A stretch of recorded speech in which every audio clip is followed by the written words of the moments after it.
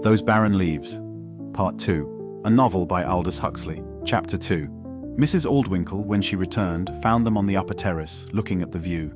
It was almost the hour of sunset.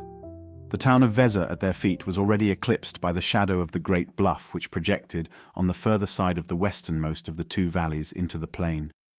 But, beyond, the plain was still bright. It lay, stretched out beneath them like a map of itself, the roads marked in white, the pine-woods dark green, the streams as threads of silver, ploughland and meadowland in chequers of emerald and brown, the railway a dark brown line ruled along it, and beyond its furthest fringes of pine-woods and sand, darkly, opaquely blue the sea. Towards this wide picture framed between the projecting hills, of which the eastern was still rosily flushed with the light, the western profoundly dark, a great flight of steps descended, past a lower terrace, down between columnar cypresses, to a grand sculptured gateway halfway down the hill. They stood there in silence, leaning their elbows on the balustrade. Ever since she had jettisoned the guardswoman they had got on, Miss Thriplow thought most awfully well. She could see that he liked her combination of moral ingenuousness and mental sophistication, of cleverness and genuineness. Why she had ever thought of pretending she was anything but simple and natural she couldn't now imagine. After all, that was what she really was, or at least what she had determined that she ought to be. From the entrance court on the west flank of the palace came the hoot of a motor horn and the sound of voices. "There they are," said Miss Thriplow. "I rather wish they weren't," he said, and sighing he straightened himself up and turned round with his back to the view towards the house. "It's like heaving a great stone into a calm pool. All this noise, I mean." Mentally cataloguing herself among the tranquil charms of evening, Miss Thriplow took the remark to be complimentary to herself. "What smashings of crystal one has to put up with," she said. "Every other moment if one's at all sensitive." Through the huge echoing saloons of the palace the sound of an approaching voice could be heard. "Calamy!" it called. "Calamy!" Mounting through the syllables of the name from a low to a much higher note, not, however, through any intervals known to music, but in a succession of uncertain and quite unrelated tones. "Calamy!" It was as vague and tuneless as the call of an articulate wind. There were hurrying footsteps, a rustling of draperies. In the huge, pompous doorway at the head of the steps, leading down from the house to the terrace, appeared the figure of Mrs. Aldwinkle. "There you are!" she called in a rapture. Calamy walked to meet her. Mrs. Aldwinkle was one of those large, handsome, old masterish women who look as though they had been built up from sections of two different people, such broad shoulders they have, so Junonian a form, and growing from between the shoulders such a slender neck, such a small, compact and childish head. They look their best between 28 and, shall we say, 35, when the body is in its perfect maturity, and the neck, the little head, the unravaged features, seem still to belong to a young girl. Their beauty is made the more striking, the more attractive by the curious incongruousness of its components. At 33, Mr. Carden used to say of her, Lillian Aldwinkle appealed to all the instinctive bigamist in one. She was 18 in the attics and Widow Dido on the floors below. One had the impression of being with two women at the same time. It was most stimulating. He spoke, alas, in the past tense, for Mrs. Aldwinkle was no longer 33, nor had been these 15 years or more. The Junonian form, that was still stately and as yet not too massive, and from behind, it is true, the head still looked like a child's head set on those broad shoulders. But the face, which had once been so much the younger member of the partnership, had outstripped the body in the race through time, and was old and worn beyond its years. The eyes were the youngest feature, large, blue and rather prominent. They stared very glitteringly and intently out of the face. But the setting of them was pouchy and crow's-footed. There were a couple of horizontal wrinkles across the broad forehead. Two deep folds ran down from the corner of the nose, past the mouth, where they were partially interrupted by another system of folds that moved with the movements of the lips to the lower edge of the jaw, forming a sharp line of demarcation between the sagging cheeks and the strong, prominent chin. The mouth was wide, with lips of rather vague contour, whose indefiniteness was enhanced by Mrs. Aldwinkle's very careless reddening of them. For Mrs. Aldwinkle was an impressionist. It was the effect at a distance, the grand theatrical flourish that interested her. She had no patience, even at the dressing table, for niggling pre-Raphaelite detail. She stood there for a moment at the top of the steps, an imposing and majestic figure. Her long and ample dress of pale green linen hung down in stiff fluted folds about her. The green veil tied round her wide straw hat floated airily over her shoulders. She carried a large reticule over one arm, and from her waist there dangled at the end of little chains a whole treasury of gold and silver objects. "There you are!" She smiled at the approaching calumny, smiled what had once been a smile of piercing sweetness, of alluring enchantment. Its interest now, alas, was chiefly historical. With a gesture at once theatrically exaggerated and inexpressive, Mrs. Aldwinkle suddenly stretched out both her hands in welcome and ran down the steps to meet him. Mrs. Aldwinkle's movements were as inharmonious and uncertain as her voice. She moved awkwardly and stiffly. The majesty of her repose was dissipated. "Dear Calamy," she cried, and embraced him. "I must kiss you," she said. "It's such ages since I saw you."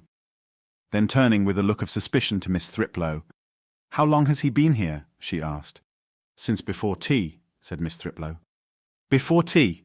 Mrs. Aldwinkle echoed shrilly, as though outraged. "But why didn't you let me know in time when you were coming?" she went on, turning to Calamy. The thought that he had arrived when she was not there, and that he had, moreover, spent all this time talking with Mary Thriplow, annoyed her. Mrs. Aldwinkle was perpetually haunted by the fear that she was missing something. For a number of years now, the universe had always seemed to be conspiring to keep her away from the places where the exciting things were happening and the wonderful words being said. She had been loath enough this morning to leave Miss Thriplow behind at the palace. Mrs. Aldwinkle didn't want her guests to lead independent existences out of her sight. But if she had known, if she had had the slightest suspicion that Calamy was going to arrive while she was away, that he would spend hours en tête-à-tête with Mary Thriplow, why then she would never have gone down to the sea at all. She'd have stayed at home, however tempting the prospect of a bathe.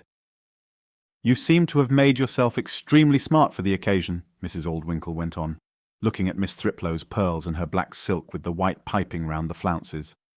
Miss Thriplow looked at the view and pretended not to have heard what her hostess had said. She had no wish to engage in a conversation on this particular subject. "Well now," said Mrs. Aldwinkle to her new guest, "I must show you the view and the house and all that." "Miss Thriplow's already very kindly been doing that," said Calamy. At this piece of information, Mrs. Aldwinkle looked extremely annoyed. "But she can't have shown you everything," she said, "because she doesn't know what there is to show. And besides, Mary knows nothing about the history of the place, or the Cybo Malaspinas, or the artists who worked on the palace, or—" She waved her hand with a gesture indicating that, in fine, Mary Thriplow knew nothing whatever, and was completely incapable of showing anyone round the house and its gardens. "In any case," said Calamy, doing his best to say the right thing, "I've seen enough already to make me think the place perfectly lovely." But Mrs. Aldwinkle was not content with this spontaneous and untutored admiration. She was sure that he had not really seen the beauty of the view, that he had not understood it, not known how to analyze it into its component charms. She began to expound the prospect. "The cypresses make such a wonderful contrast with the olives," she explained, prodding the landscape with the tip of her parasol, as though she were giving a lantern lecture with coloured slides. She understood it all, of course. She was entirely qualified to appreciate it in every detail. For the view was now her property. It was therefore the finest in the world, but at the same time she alone had the right to let you know the fact. We are all apt to value unduly those things which happen to belong to us. Provincial picture galleries are always stuffed with Raphaels and Giorgionis. The most brilliant metropolis in Christendom, according to its inhabitants, is Dublin. My gramophone and my Ford car are better than yours, and how pathetically boring are those poor but cultured tourists who show us their collection of picture postcards with as much pride as if they had been the original paintings themselves. With the Palace Misses, Aldwinkle had purchased vast domains unmentioned in the contract. She had bought, to begin with, the Cybo Malaspina and their history. This family, whose only claim to fame is to have produced, a little before its extinction, that prince of Massa Carrara, to whom the old woman in Candide, when she was young and a pope's ravishing daughter, was once engaged to be married, had now become for Mrs. Aldwinkle as splendid as the Gonzaga, the Este, the Medici, or the Visconti. Even the dull Dukes of Modena, the tenants of the palace, except during the brief Napoleonic interlude between the extinction of the Cibo Malaspina and the foundation of the Kingdom of Italy, even the Dukes of Modena had so far profited by their connection with the place that for Mrs. Aldwinkle they were now patrons of letters and fathers of their people.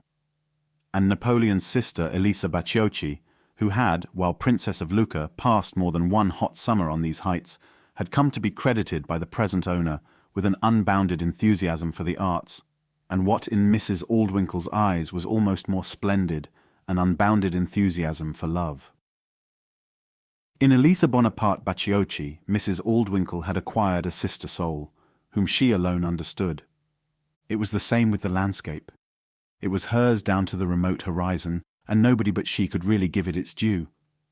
And then, how she appreciated the Italians. Ever since she had bought a house in Italy, she had become the one foreigner who knew them intimately. The whole peninsula and everything it contained were her property and her secret. She had bought its arts, its music, its melodious language, its literature, its wine and cooking, the beauty of its women and the virility of its fascists. She had acquired Italian passion. Cuore, amore and dolore were hers. Nor had she forgotten to buy the climate, the finest in Europe, the fauna, and how proud she was when she read in her morning paper that a wolf had devoured a Pistoiese sportsman within 15 miles of home. The flora, especially the red anemones and the wild tulips, the volcanoes, still so wonderfully active, the earthquakes. "And now," said Mrs. Aldwinkle, when she had polished off the view, "now we must look at the house." She turned her back on the view. "This part of the palace," she said, continuing her lecture, "dates from about 1630. She pointed upwards with her parasol. The coloured slides were now architectural. "A very fine specimen of early Baroque. What remains of the old castle, with the tower, constitutes the eastern wing of the present house."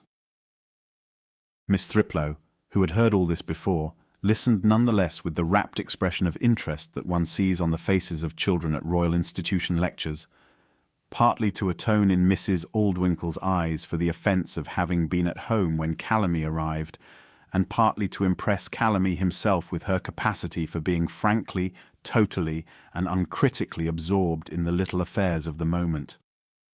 "Now I'll show you the inside of the palace," said Mrs. Aldwinkle, mounting the steps that led from the terrace to the house. Her treasures jingled at the end of their chains. Obediently, Miss Thriplow and Calamy followed in her wake.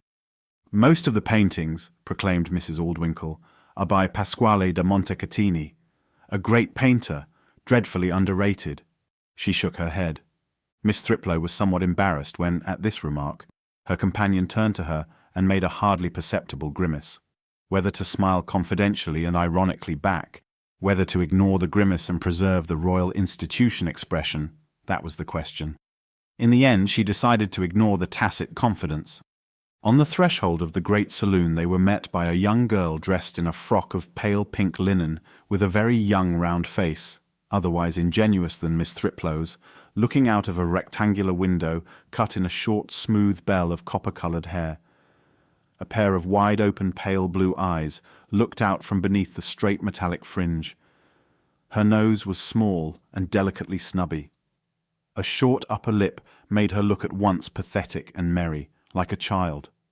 It was Mrs. Aldwinkle's niece, Irene. She shook hands with Calamy. "I suppose," he said, "that I ought to tell you that you've grown up tremendously since I saw you last. But the truth is that I don't think you have at all." "I can't help my appearance," she answered. But inside... Inside, Irene was older than the rocks on which she sat. It was not for nothing that she had passed the 5 most impressionable years of her life under her Aunt Lillian's guardianship. Mrs. Aldwinkle impatiently cut short the conversation. "I want you to look at this ceiling," she said to Calamy. Like hens drinking, they stared up at the rape of Europa. Mrs. Aldwinkle lowered her gaze. "And the rustic work with the group of marine deities." In a pair of large niches lined with shellwork and spongestone, 2 fishy groups furiously writhed. "So delightfully Seicento," said Mrs. Aldwinkle. Irene, meanwhile, feeling herself excused by long familiarity from paying much attention to the marine deities, had noticed that the loose cretonne covers of the armchairs were crumpled. Being naturally tidy, and since she had lived with Aunt Lillian she had had to be tidy for two, she tiptoed across the room to smooth them out.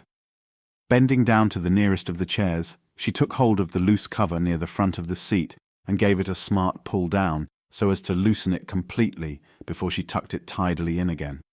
The stuff came forward like a suddenly bellying sail, and with it there was shot out, from nowhere, as though Irene had been doing a conjuring trick, a glittering shower of jewels. They rattled on the floor, they rolled over the tiles. The noise disturbed Miss Thriplow in her rapt and childlike contemplation of the sponge-stone niches. She turned round just in time to see a scarab ring racing towards her, with the limp of an eccentric hoop across the tiles. Arrived within a few feet of her, it lost speed, it staggered, it fell on its side. Miss Thriplow picked it up. "Oh, it's only my rings," she said airily, as though it were the most natural thing in the world for her rings to come jumping out of the chair when Irene straightened out the cover. "That's all," she added reassuringly to Irene, who was standing, as though petrified by surprise, looking down at the scattered jewels. Mrs. Aldwinkle was fortunately absorbed in telling Calamy about Pasquale da Montecatini. Chapter 3. Dinner was served in the saloon of the ancestors. In Mrs. Aldwinkle's enthusiastic imagination, what marvellous symposia had been held within those walls, centuries even before they were built, what intellectual feasts! Aquinas, here, had confided to an early Malaspina his secret doubt on the predicability of relations, had twitted the robber Marquis over a goblet of wine with the feebleness of his synderesis. Dante had insisted on the advantages of having a Platonic mistress whom one never met, and who could, when necessary, be identified with theology. Peter of Picardy, meanwhile, on his way to Rome, had recited from his rhymed version of Physiologus the lines on the hyena, a beast which, besides being an hermaphrodite, carries in its eye a stone which, held by a man in his mouth, permits him to see the future. It symbolizes, moreover, avarice and lasciviousness. Learned Boccaccio had discoursed on the genealogy of the gods. Pico della Mirandola, over the boar's head, quoted the Kabbalah in support of the doctrine of the Trinity. Michelangelo had expounded his plans for the façade of San Lorenzo in Florence. Galileo had speculated why it is only up to 32 feet that nature abhors a vacuum. Marini had astonished with his conceits. Luca Giordano, for a wager, had painted, between the roast and the dessert, a full-sized picture of Hannibal crossing the Alps. And then, what brilliant ladies heightened the lustre of these feasts! Lovely, perennially young, accomplished as the protagonists of Castiglione's Courtier, amorous in the extreme, they inspired the men of genius to yet higher flights. They capped their hardiest sallies with a word of feminine grace. It had been Mrs. Aldwinkle's ambition, ever since she bought the palace, to revive these ancient glories. She saw herself, unofficially a princess, surrounded by a court of poets, philosophers, and artists. Beautiful women should swim through the great saloons and the gardens, glowing with love for the men of genius. And periodically, for the apartment of the dwarfs, which the Cybo Malaspina, in imitation of the Gonzaga, had included in their palace, demanded appropriate inhabitants to furnish it. Periodically they should bring forth, painlessly, children to the men of genius, all curly-headed, fully toothed and 2 years old on the day of birth, and all infant prodigies, rows of little Mozarts. In a word, the palace of Wetzar should re-become what it had never been except in Mrs. Aldwinkle's fancy. What it had been, in fact, one could only guess by looking at the faces of the ancestors who gave the banqueting hall its name. From circular niches set high in the walls of the huge square room, the lords of Massa Carrara looked out, bust after bust, across the intervening centuries. Right round the room they went, beginning on the left of the fireplace and ending with the penultimate Cybo Malaspina, who arranged the room on the right. And as Marquis succeeded, Marquis and Prince, an expression of ever profounder imbecility made itself apparent on the faces of the ancestors. The vulture's nose, the formidable jaw of the first robber Marquis transformed themselves by gradual degrees into the vague proboscides of ant-eaters, into criminally prognathous deformities. The foreheads grew lower with every generation, the marble eyes stared ever blanklier, and the look of conscious pride became more and more strongly marked on every countenance. It was the boast of the Cybo Malaspina that they had never married beneath them, and that their heirs had always been legitimate. One had only to look at the faces of the last 3 princes to feel sure that the boast was amply justified. Were these the Muses' friends? No. You can imagine the splendor of the scene, said Mrs. Aldwinkle rapturously as she entered the saloon of the ancestors on Calamy's arm.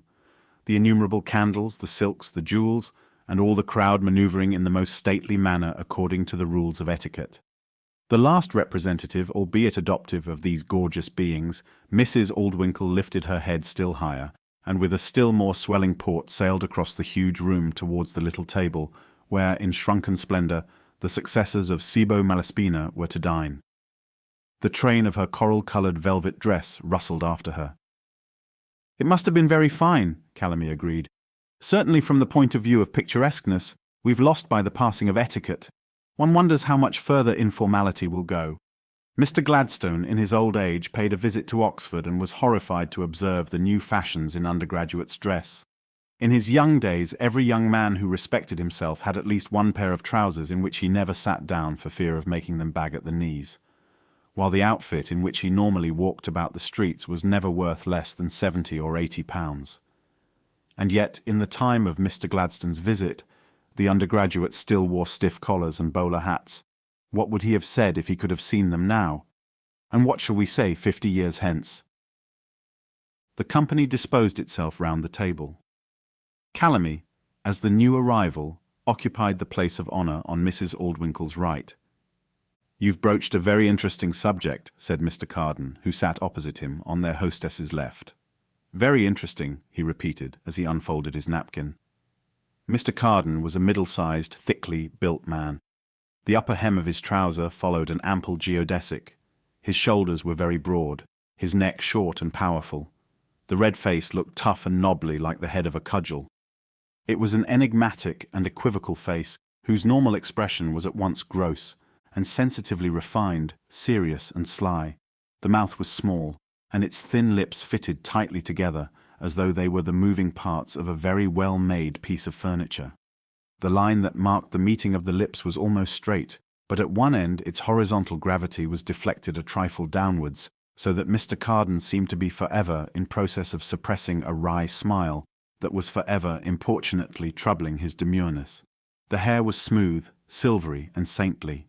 The nose was short and straight, like a lion's, but a lion's that had become, with time and good living, rather bottled. Looking out from the midst of a webwork of fine wrinkles, the eyes were small, but bright and very blue. As the result, perhaps, of an illness, or perhaps it was merely under the weight of 65 years, one white eyebrow had settled down permanently lower than the other. From the right side of his face, Mr. Carden looked at you mysteriously and confidentially through the gap in a kind of chronic wink. But from the left the glance was supercilious and aristocratic, as though the western socket had been stretched by an invisible monocle a size or so too large for it. An expression of benevolence mingled with malice shone in his glance while he was talking, and when he laughed, every polished red facet of his cudgel's face twinkled with mirth, as though suddenly illumined from within. Mr. Carden was neither a poet nor a philosopher, nor of a remarkably brilliant family, but Mrs. Aldwinkle, who had known him intimately for many years, justified his inclusion among her courtiers on the ground that he was one of the obscure great, potentially anything he chose to be, but actually, through indolence, unknown. Mr. Carden took a couple of spoonfuls of soup before proceeding. "A very interesting subject," he repeated yet again. He had a melodious voice, ripe, round, fruity and powdered, as it were, with a bloom of huskiness, the faint hoarseness of those who have drunk well, eaten well, and copiously made love.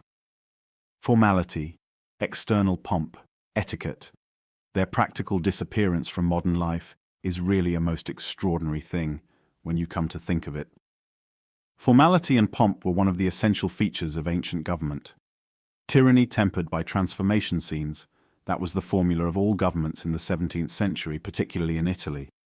Provided you treated your people to a procession or some similarly spectacular function once a month or thereabouts, you could do whatever you pleased. It was the papal method par excellence, but it was imitated by every grand seigneur, down to the most piddling little count in the peninsula.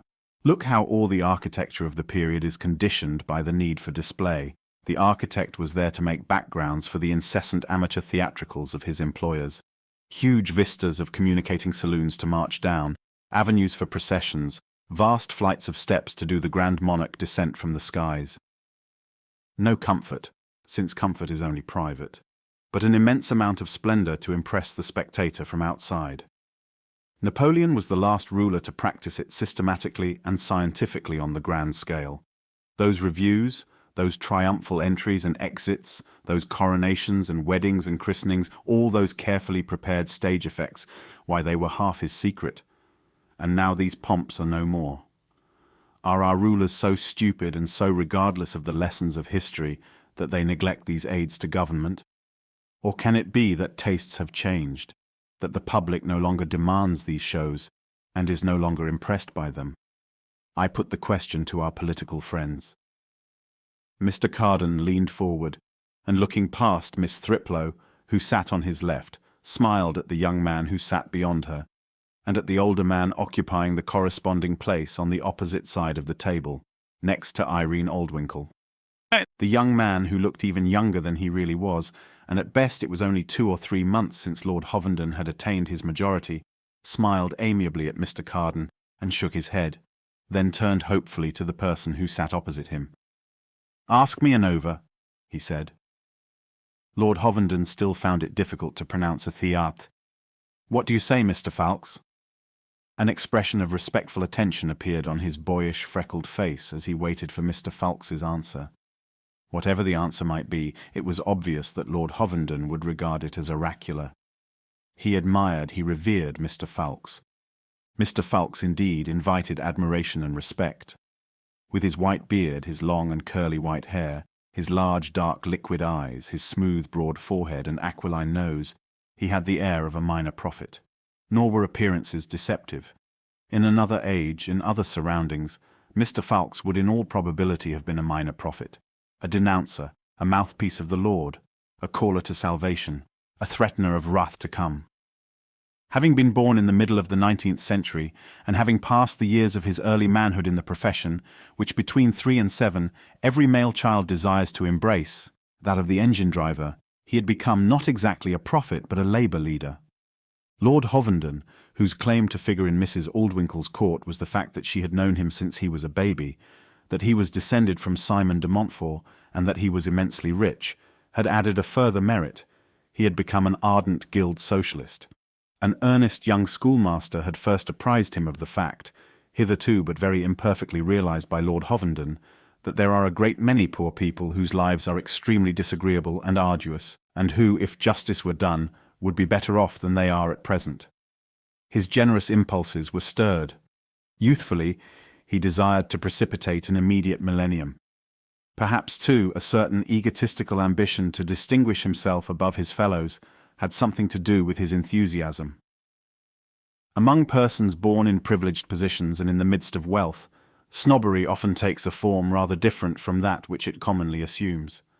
Not always, indeed, for there are plenty of rich and titled persons who regard wealth and title with the same abject respect as is shown by those whose acquaintance with the nobility and the plutocracy is only in fiction and the pages of the weekly papers. But others, whose ambition it is to climb out of the familiar surroundings into, at any rate intellectually higher spheres, become infected with a passionate snobbery in regard to the artistic or political world. This snobbery, the snobbery of blood towards brain, had mingled without his being conscious of it with Lord Hovenden's purely humanitarian ardour, and had given it added strength.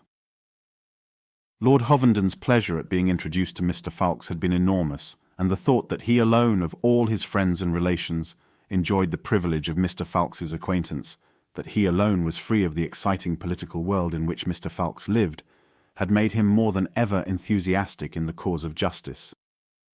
There had been occasions, however, and they had become more frequent of late, when Lord Hovenden had found that the demands made on him by a strenuous social life left him very little time for Mr. Falks or guild socialism.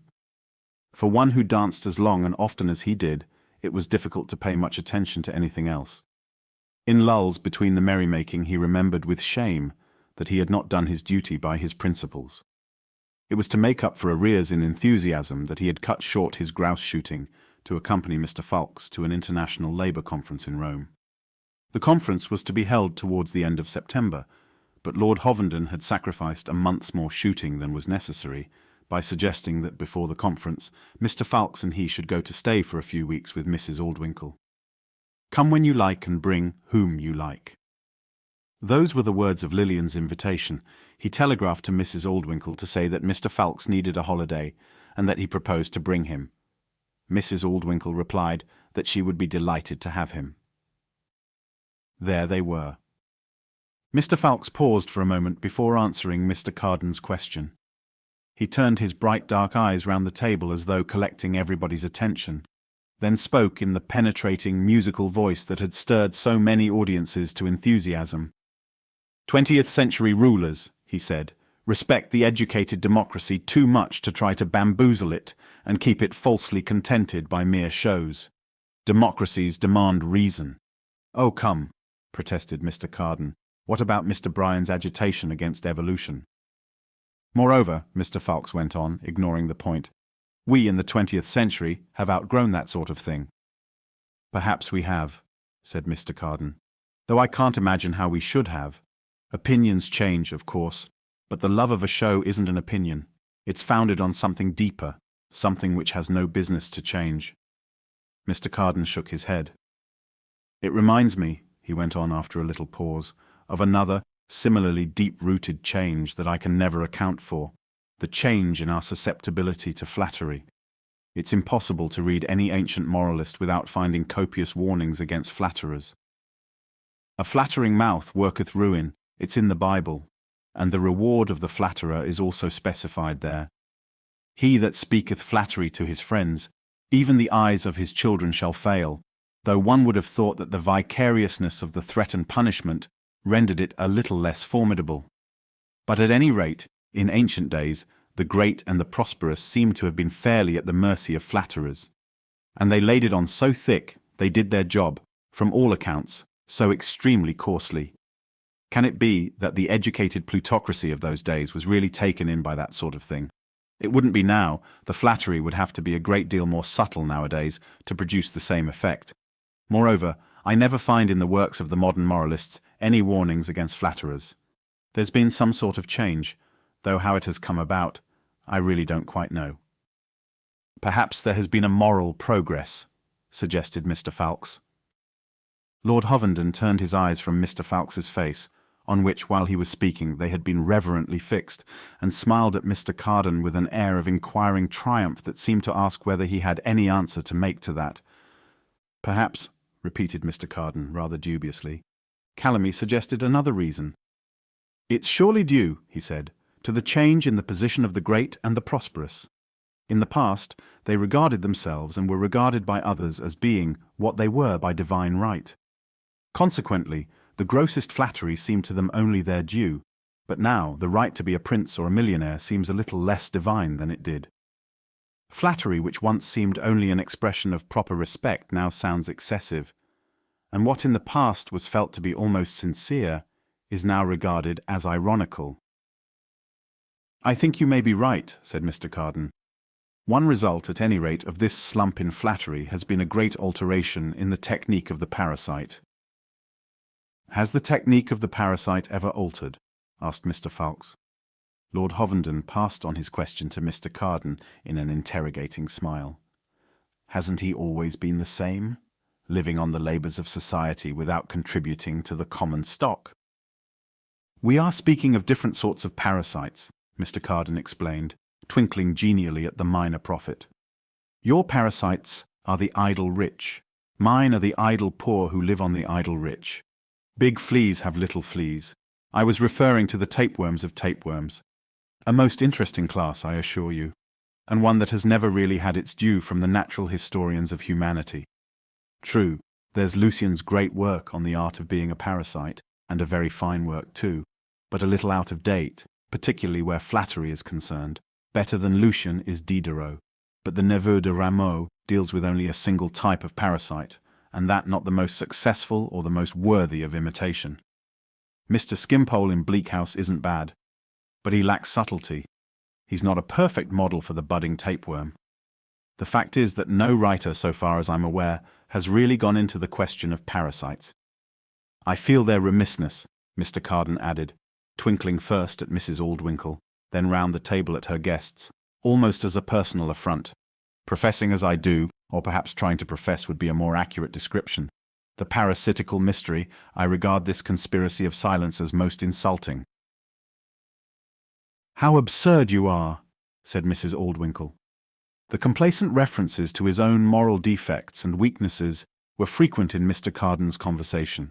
To disarm criticism by himself forestalling it, to shock and embarrass those susceptible of embarrassment, to air his own freedom from the common prejudices by lightly owning to defects which others would desire to conceal, it was to achieve these ends that Mr. Cardan so cheerfully gave himself away. "Absurd," Mrs. Aldwinkle repeated. Mr. Cardan shook his head. "Not at all absurd," he said. "I'm only telling the truth, for alas, it is true that I've never really been a successful parasite. I could have been a pretty effective flatterer, but unfortunately I happen to live in an age when flattery doesn't work. I might have made a tolerably good buffoon if I were a little stupider and a little more high-spirited, but even if I could have been a buffoon, I should certainly have thought twice before taking up that branch of parasitism. It's dangerous being a court fool. It's most precarious. You may please for a time, but in the end you either bore or offend your patrons. Diderot's Neveu de Rameau is the greatest literary specimen of the type. You know what a wretched sort of life he led. No, your permanently successful parasite, at any rate in modern times, belongs to an entirely different type. A type, alas, to which by no possible ingenuity could I make myself conform." "I should hope not," said Mrs. Aldwinkle, standing up for Mr. Carden's better self. Mr. Carden bowed his acknowledgments and continued. "All the really successful parasites I've come across recently belong to the same species," he said. "They're quiet, they're gentle, they're rather pathetic. They appeal to the protective maternal instincts. They generally have some charming talent, never appreciated by the gross world, but recognized by the patron, vastly to his credit, of course. That flattery is most delicate. They never offend, like the buffoon. They don't obtrude themselves, but gaze with dog-like eyes. They can render themselves, when their presence would be tiresome, practically non-existent. The protection of them satisfies the love of dominion and the altruistic parental instinct that prompts us to befriend the weak. You could write at length about all this," went on Mr. Carden, turning to Miss Thriplow. "You could make a big, deep book out of it. I should have done it myself if I had been an author, and but for the grace of God, I might have been. I give you the suggestion." In words of one syllable, Miss Thriplow thanked him. She had been very mousy all through dinner. After all the risks she had run this afternoon, the floaters she had stood on the brink of, she thought it best to sit quiet and look as simple and genuine as possible. A few slight alterations in her toilet before dinner had made all the difference.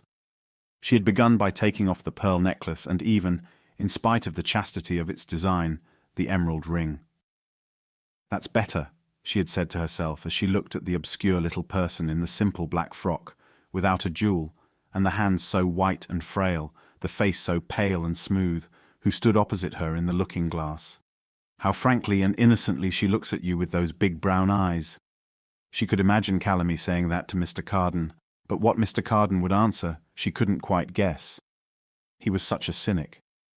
Opening a drawer, she had pulled out a black silk shawl, not the Venetian one with the long fringes, but the much less romantic bourgeois English shawl that had belonged to her mother. She draped it over her shoulders, and with her two hands drew it together across her bosom. In the pier glass, she seemed almost a nun, or better still, she thought, a little girl in a convent school, one of 100 black-uniformed couples, with lace-frilled pantalettes coming down over their ankles, walking in a long, long crocodile, graded from 5'8" at the head to 4' nothing at the tail. But if she looped the thing up, hood-fashion, over her head, she'd be still more obscure, still poorer and honester. She'd be a factory girl, clicking along on her clogs to the cotton mill. But perhaps that would be carrying things a little too far. After all, she wasn't a Lancashire lass. awfully cultured but not spoilt, clever but simple and genuine. That was what she was.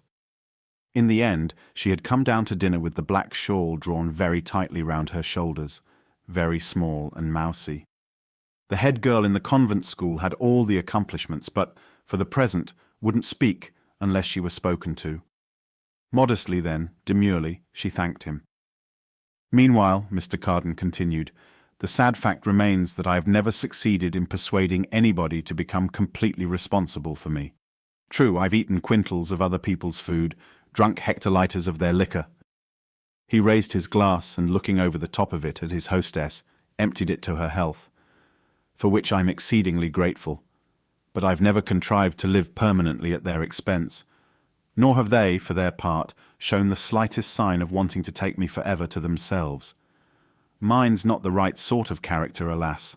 I'm not pathetic. I've never struck the ladies as being particularly in need of maternal ministrations.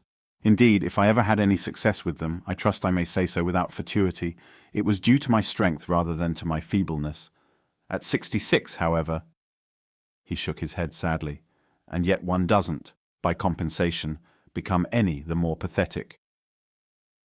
Mr. Fawkes, whose moral ideas were simple and orthodox, shook his head. He didn't like this sort of thing. Mr. Carden, moreover, puzzled him. Well, he pronounced, all that I can say is this. When we've been in power for a little, there won't be any parasites of Mr. Carden's kind, for the simple reason that there won't be any parasites of any kind. They'll all be doing their bit. Luckily, said Mr. Carden, helping himself again to the mixed fry, I shall be dead by that time. I couldn't face the world after Mr. Fawkes's friends have dosed it with Keatings and vermifuge. Ah, all you young people, he went on, turning to Miss Thriplow, what a fearful mistake you made, being born when you were. I wouldn't change, said Miss Thriplow. Nor would I, Calamy agreed. Nor I, Mrs. Aldwinkle echoed, ardently associating herself with the party of youth. She felt as young as they did, younger indeed. For having been young when the world was younger, she had the thoughts and the feelings of a generation that had grown up placidly in sheltered surroundings, or perhaps had not grown up at all.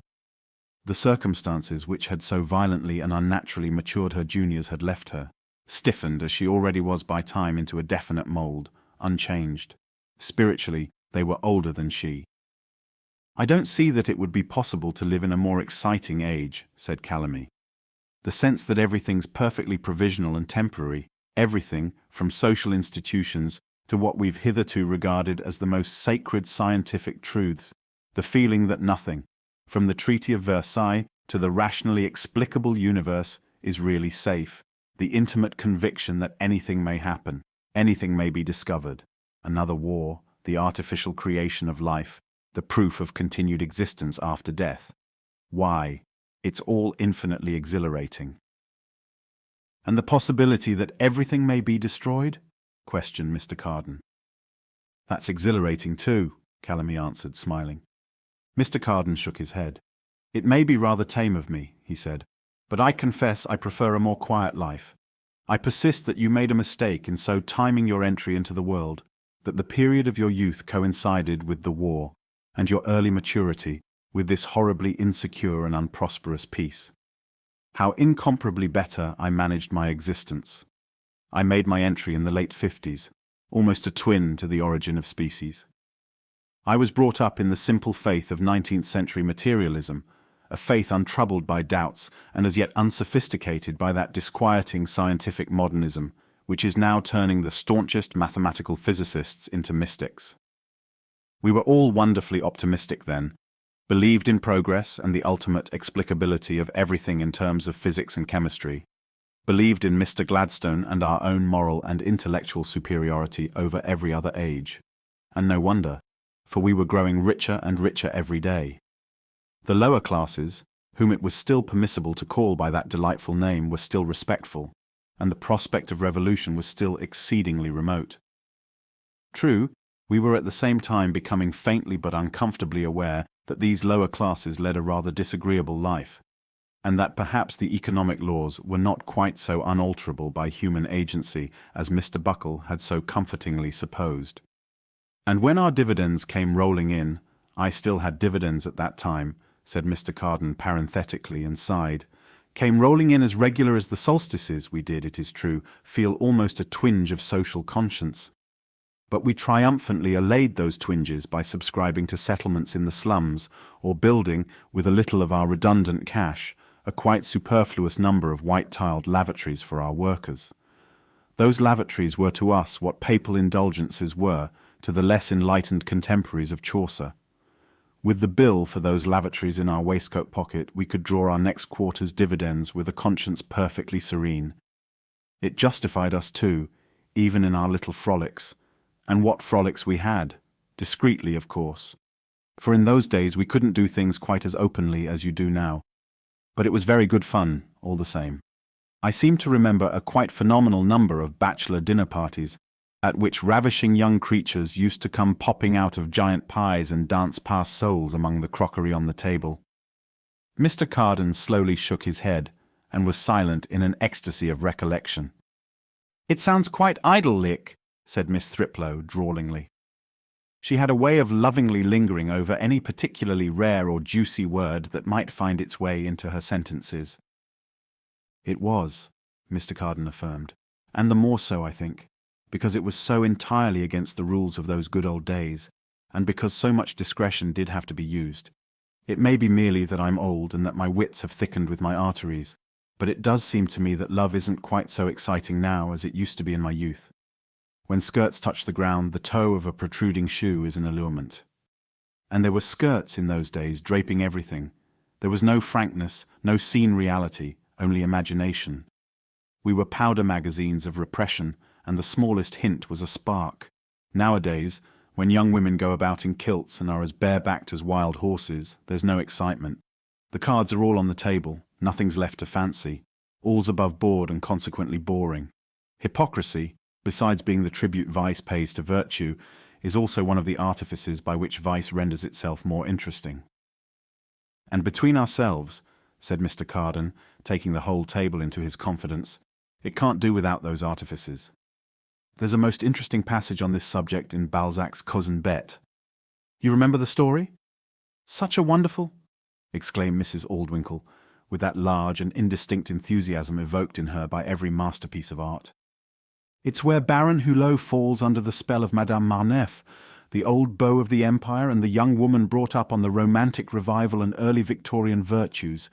Let me see if I can remember it. Mr. Carden thoughtfully frowned, was silent for a moment, then proceeded in an almost flawless French. Cet homme de l'Empire, habitué au genre empire, devait ignorer absolument les façons de l'amour moderne, les nouveaux scrupules, les différentes conversations inventées depuis 1830, et où la pauvre faible femme finit par se faire considérer comme la victime des désirs de son amant, comme une sœur de charité qui panse des blessures, comme un ange qui se dévoue. Ce nouvel art d'aimer consomme énormément de paroles évangéliques à l'œuvre du diable. La passion est un martyr. On aspire à l'idéal, à l'infini de part et d'autre. L'on veut devenir meilleur par l'amour. Toutes ces belles phrases sont un prétexte à mettre encore plus d'ardeur dans la pratique, plus de rage dans les chutes. Mr. Carden rolled out these words with a particular sonority, que par le passé. Cette hypocrisie, le caractère de notre temps a gangrené la galanterie. How sharp that is, said Mr. Carden. How wide and how deep. Only I can't agree with the sentiment expressed in the last sentence. For if, as he says, hypocrisy puts more ardour into the practice of love and more rage in the shoots, then it cannot be said to have gangrened gallantry. It has improved it, revivified it, made it interesting.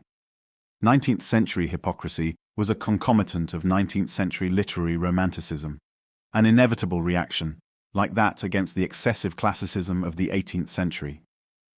Classicism in literature is intolerable because there are too many restrictive rules. It is intolerable in love because there are too few. They have this in common, despite their apparent unlikeness, that they are both matter-of-fact and unemotional. It is only by inventing rules about it which can be broken. It is only by investing it with an almost supernatural importance that love can be made interesting. Angels, philosophers, and demons must haunt the alcove. Otherwise it is no place for intelligent men and women. No such personages were to be found there in classical times, still less in the neoclassic. The whole process was as straightforward, prosaic, quotidian, and terre-à-terre as it could be. It must really have become very little more interesting than eating dinner. Not that I disparage that, mind you, particularly nowadays, but in my youth. Mr. Carden sighed. I set less stock in those days by good food. Still, even now, I have to admit, there's not much excitement, not much poetry in eating. It is, I suppose, only in countries where powerful taboos about food prevail that the satisfaction of hunger takes on a romantic aspect. I can imagine that a strictly brought-up Jew in the time of Samuel might sometimes have been seized by almost irresistible temptations to eat a lobster or some similar animal that divides the hoof but does not chew the cud. I can imagine him pretending to his wife that he was going to the synagogue. But in reality, he slinks surreptitiously away down a sinister alley to gorge himself illicitly in some house of ill fame on pork and lobster mayonnaise. Quite a drama there. I give you the notion gratis, as the subject for a story. I'm most grateful, said Miss Thriplow. And then remember, the next morning, after the most portentous dreams all the night through, he'll wake up tremendously strict, a Pharisee of the Pharisees, and he'll send a subscription to the Society for the Protection of Public Morals, and another to the Anti-Lobster League. And he'll write to the papers saying how disgraceful it is that young novelists should be allowed to publish books containing revolting descriptions of ham being eaten in mixed company, of orgies in oyster shops, with other culinary obscenities too horrible to be mentioned. He'll do all that, won't he, Miss Mary? Most certainly. And you forgot to say, added Miss Thriplow, forgetting that she was the head girl in the convent school, that he'll insist more strictly than ever on his daughters being brought up in perfect ignorance of the very existence of sausages. Quite right, said Mr. Carden. All of which was merely meant to show how exciting even eating might become if religion were brought into it, if dinner were made a mystery, and the imagination thoroughly stirred every time the gong sounded. Conversely, how tedious love becomes when it is taken as matter-of-factly as eating dinner. It was essential for the men and women of 1830, if they didn't want to die of pure boredom, to invent the pauvre fable femme, the martyr, the angel, the sister of charity, to talk like the Bible while they were consummating the devil's work. The sort of love that their predecessors of the 18th century and the empire had made was too prosaic a business. They turned to hypocrisy in mere self-preservation, but the present generation, tired of playing at Madame Marneffe, has reverted to the empire notions of Baron Hulot. Emancipation is excellent, no doubt, in its way. But in the end it defeats its own object. People ask for freedom, but what they finally get turns out to be boredom. To those for whom love has become as obvious an affair as eating dinner, for whom there are no blushful mysteries, no reticences, no fancy-fostering concealments, but only plain speaking and the facts of nature, how flat and stale the whole business must become. It needs crinolines to excite the imagination and dragonish duennas to inflame desire to passion. Too much light conversation about the Oedipus complex and anal erotism is taking the edge off love. In a few years, I don't mind prophesying, you young people will be whispering to one another sublime things about angels, sisters of charity and the infinite. You'll be sheathed in Jaeger and pining behind bars. And love, in consequence, will seem incomparably more romantic, more alluring than it does in these days of emancipation. Mr. Carden spat out the pips of his last grape, pushed the fruit plate away from him, leaned back in his chair, and looked about him triumphantly. "How little you understand women," said Mrs. Aldwinkle, shaking her head. "Doesn't he, Mary?" "Some women, at any rate," Miss Thriplow agreed. "You seem to forget, Mr. Carden, that Diana is quite as real a type as Venus." "Exactly," said Mrs. Aldwinkle. "You couldn't have put it more succinctly. 18 years ago she and Mr. Carden had been lovers. Elzevir, the pianist, had succeeded him, a short reign, to be followed by Lord Trunion, or was it Dr. Lecoing, or both? At the moment Mrs. Aldwinkle had forgotten these facts, and when she did remember, it was not quite in the way that other people, Mr. Carden, for example, remembered them. It was all wonderfully romantic now, and she had been Diana all the time. "But I entirely agree with you," said Mr. Carden. "I unequivocally admit the existence of Artemis. I could even prove it for you, empirically." "That's very good of you," said Mrs. Aldwinkle, trying to be sarcastic. The only figure on Olympus whom I have always regarded as being purely mythical, Mr. Carden went on, as having no foundation in the facts of life, is Athena, a goddess of wisdom. A goddess, he repeated with emphasis. Isn't that a little too thick? Majestically, Mrs. Aldwinkle rose from the table. Let us go out into the garden, she said.